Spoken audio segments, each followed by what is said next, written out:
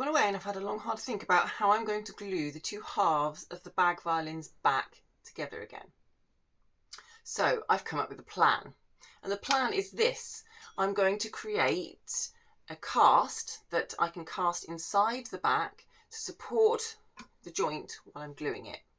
Now I thought, what better opportunity is this than to play with some new materials to me that I don't usually use in violin repair.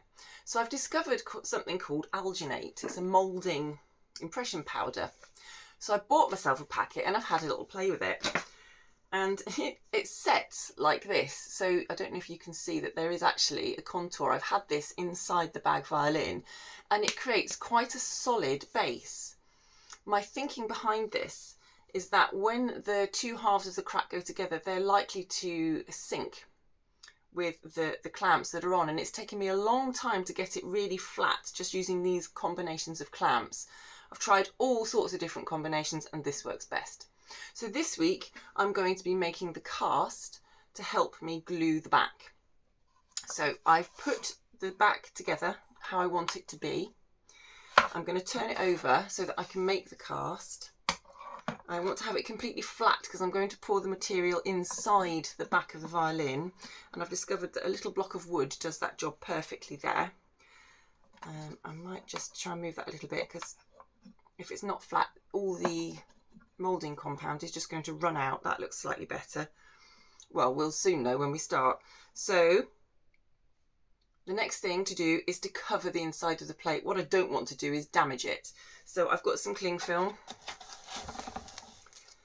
and I'm just going to lay some cling film inside, and that will stop any problems. What I'm really wanting is just for the cast to come each side of the centre joint and fill up the hollow in the middle here so that the crack can be supported as I clamp it and glue it from the other side. Right, so that's laid in there. I'm not fussy about wrinkles in this. It's really only just to make the cast and support it, but we'll get it as flat as we can. Okay, so I've got some warm water and I've already measured out the amount of powder of the alginate I'm going to need. So I think it's just a case of adding this to that, stirring it around a bit and chucking it in and see what happens. So here goes.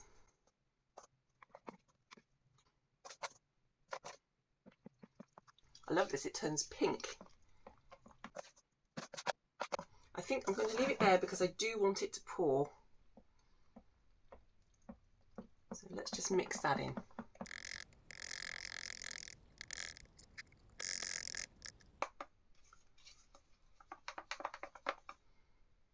Right, that looks like it's going to pour, but I think I'll just add the rest of the powder.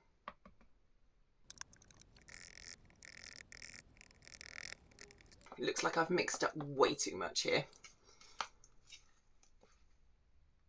But better too much than too little. I'm going to now just check that the cling film has covered all the back, just double check that. And I guess I'm just going to pour it now. Let's see what happens.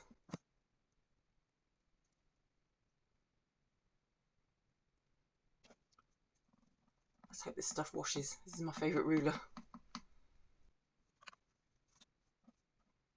Well, it's in. It will be setting now. I guess I'm just going to leave it and see what happens and when it's dried. The alginate has now set, so I can just peel it out of the back here and show you we've got a cast of the inside of the bag violin's back. It's quite flexible. It seems to be when it dries for longer it goes harder, so I'm going to leave this for a little while, wait till it's gone the same consistency as this one I made a day or two ago, and then I'll be able to glue the back together.